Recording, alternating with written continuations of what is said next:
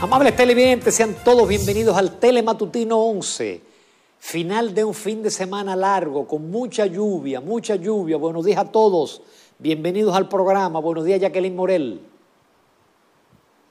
Hola Ramón, buenos días República Dominicana, bienvenidos a Telematutino 11. Comenzamos la semana, una semana que hoy todavía es feriado, producto de la ley que así lo consigna, y estamos al lunes 9 de noviembre.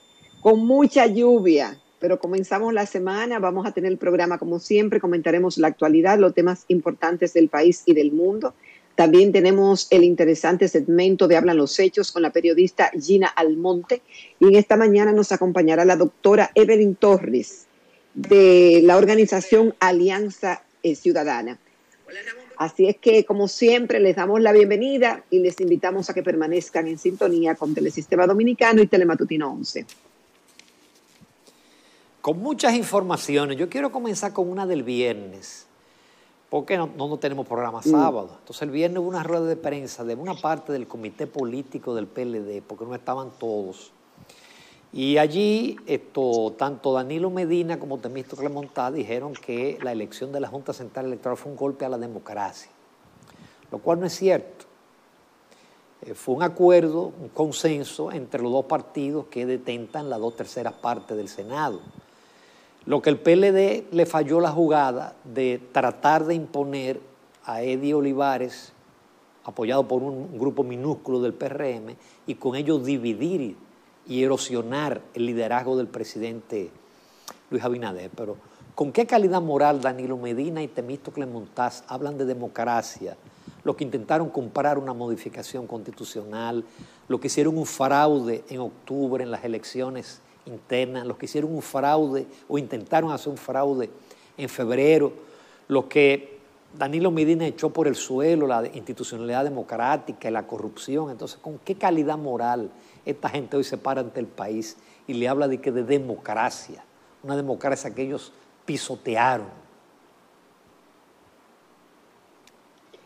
Bueno, Ramón, el Partido de la Liberación Dominicana, a través de su comité político, dice que con esa decisión de la selección de la Junta Central Electoral, a la que califican de como una elección sesgada, se rompió el compromiso del diálogo y el consenso que se había asumido.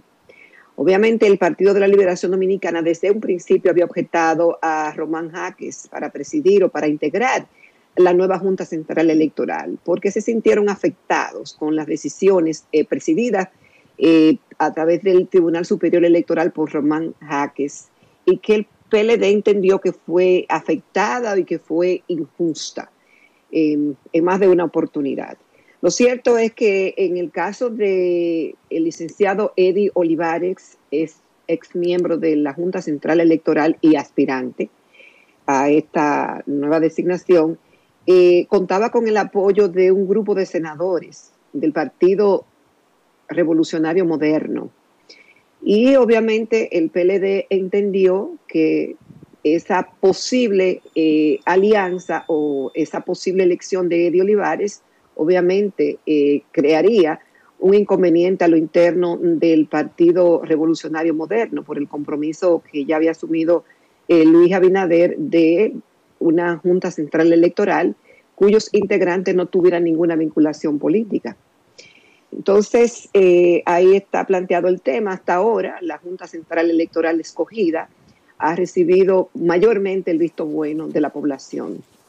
Queda de aquí en adelante ver las actuaciones del presidente Román Jaques, además de los miembros que le acompañan, de actuar conforme a las leyes, conforme a la Constitución, conforme a lo que dictan los reglamentos electorales, las leyes electorales, y estar en el medio, equidistante de los partidos políticos, y actuar como lo requieren las circunstancias. De aquí en adelante veremos a ver cuál será la calificación. Hasta ahora tiene todo el crédito, pero de aquí en adelante veremos las actuaciones de esta nueva Junta Central Electoral.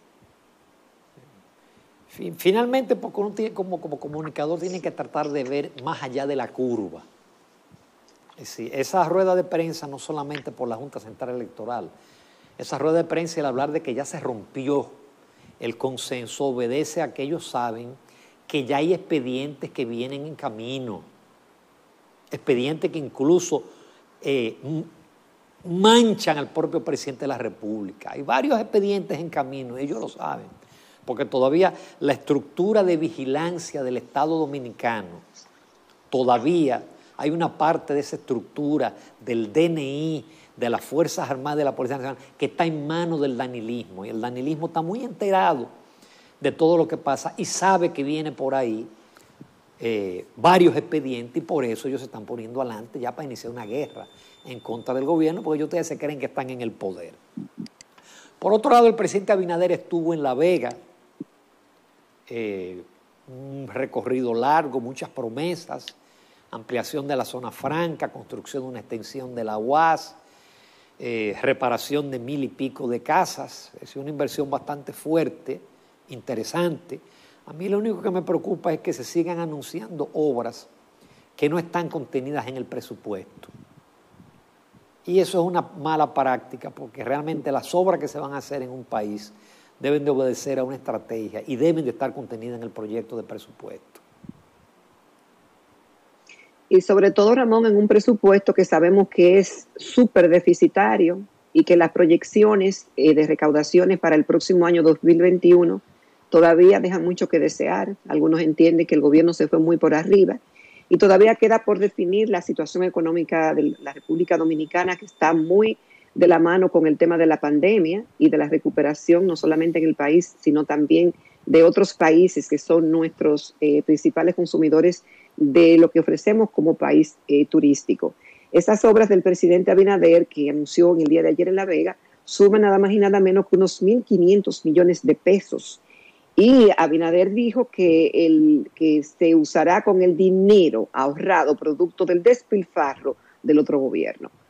No sabemos si es así, entonces ¿por qué no se consignó en el presupuesto y se hizo la proyección? Porque la propia ley prohíbe ese tipo de actuación, de promesas de obra y de contrataciones de servicios y de obras que no se tengan la apropiación y que no estén consignados en el presupuesto. Pero muy necesarias esas obras para La Vega.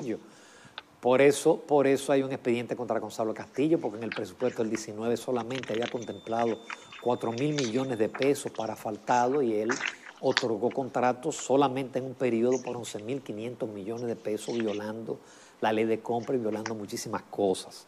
Por otro lado, en el día de hoy, porque hoy celebramos la Constitución, diferida por el tema de la ley, aunque hubo una serie de actos el pasado lunes, bueno, pues hoy inicia la Fuerza del Pueblo su primer congreso Juan Bosch, con 17 mesas con diferentes temas. Es un congreso largo, porque se extiende hasta febrero 27 del año que viene. Supone que ya ahí el partido saldrá con su identidad, con su marca, con su ideología y con todos los elementos que componen un partido político que supuestamente debe estar acorde a los nuevos tiempos y que debe de eliminar viejas prácticas o malas prácticas que dejaron cuando abandonaron el viejo partido. Bueno, esta actividad, Ramón y amables televidentes, comienza hoy a las 10 de la mañana. El primer congreso del pueblo profesor Juan Bosch. Y participarán miles de dirigentes, algunos de forma presencial, otros de manera virtual, lo cual es retador. En el día de hoy se dará inicio a este congreso y ya tú has dicho, el presidente Leonel Fernández va a encabezar el acto y el rigor que debe primar en este tipo de reuniones por el tema de la pandemia, las mascarillas, la distancia, etcétera, etcétera, y vamos a ver cómo serán abordadas esas 17 temáticas y que el partido Fuerza del Pueblo pueda encantar a la ciudadanía de que es un partido diferente, sacando lo mejor del Partido de la Liberación Dominicana y corrigiendo lo que no fue tan bueno. Enhorabuena.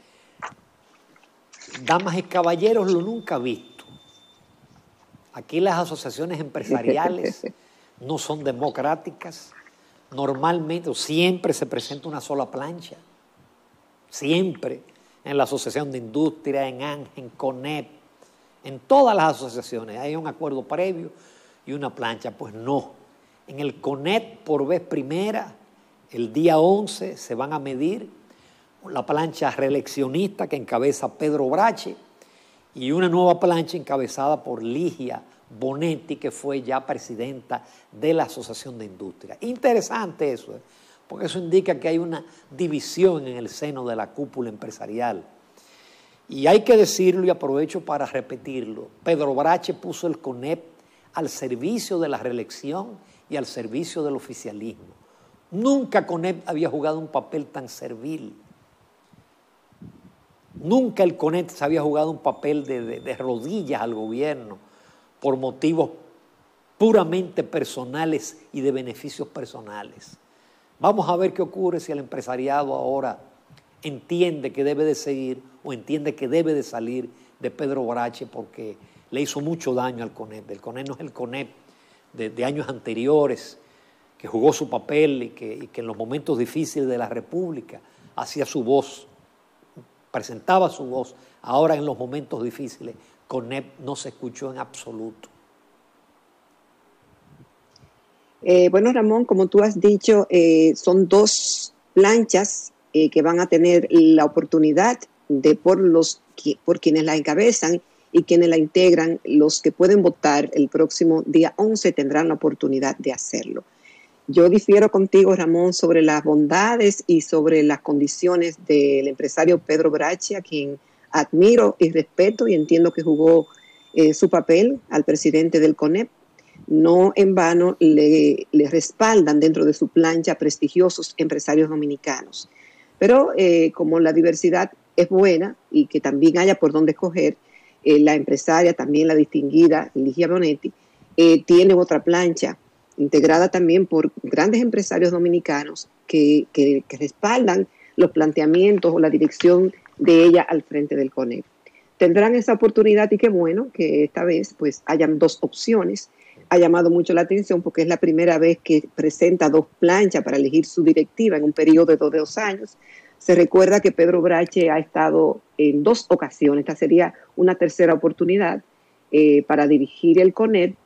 Y Ligia Brache ha sido presidenta de ANGE, ha sido presidenta de la Asociación de Industria y es una empresaria comprometida con el país.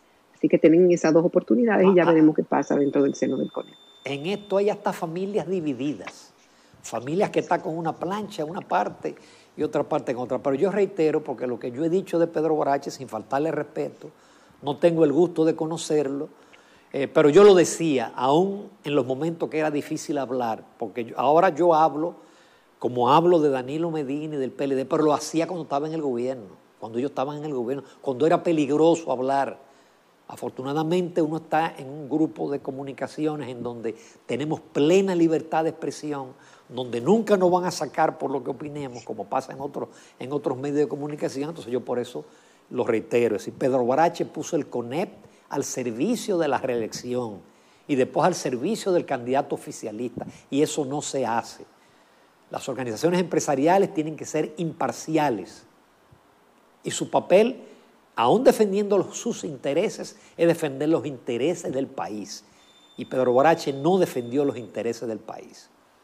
Finalmente, señores, en los Estados Unidos, Joseph Biden va a ser el próximo presidente. Él y Kamala Harris. Kamala Harris va a ser la primera afroamericana, la primera vicepresidenta de los Estados Unidos. En un país de tanta diversidad no había habido una vicepresidenta, pero esta es, si se quiere, afroamericana. Su padre era jamaiquino y su mamá era hindú, una mujer de muchísima preparación, fue fiscal general en California, senadora.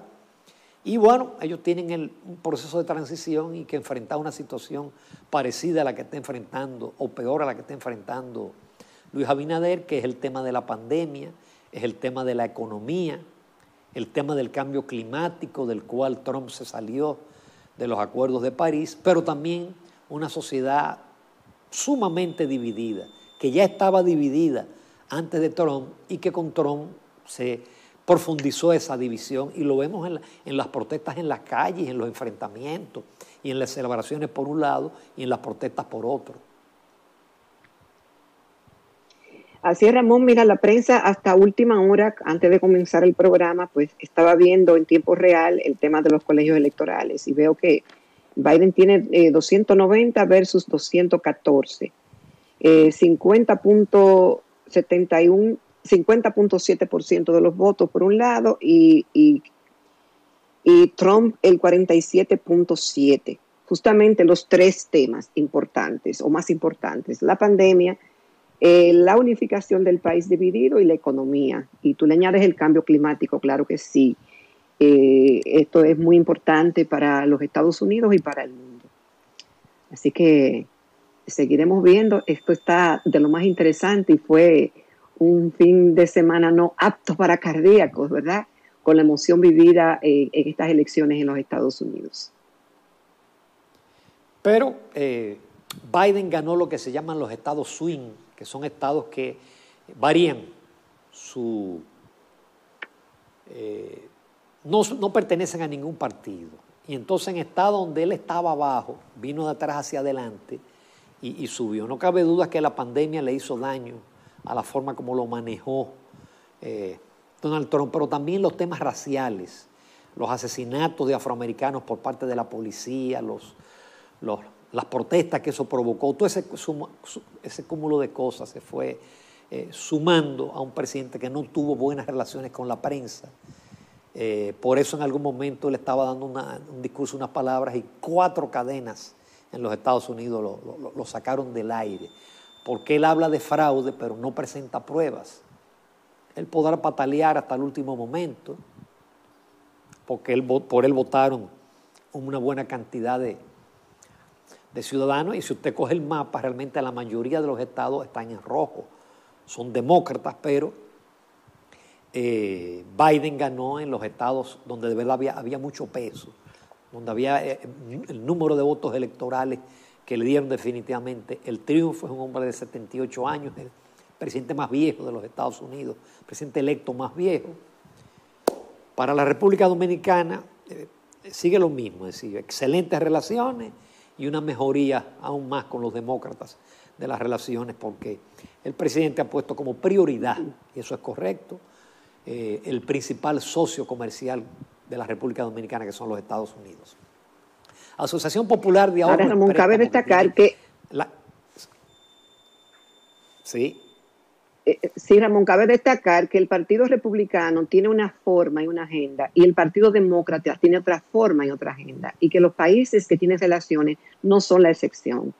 Pero ese será otro tema de análisis. Obviamente el país encabezado, el gobierno de Luis Abinader se ha decantado por priorizar y por ir de parte de las decisiones que tome el gobierno de los Estados Unidos frente a cualquier otro país del mundo, privilegiándolo estas relaciones por encima de China y cualquier otro país.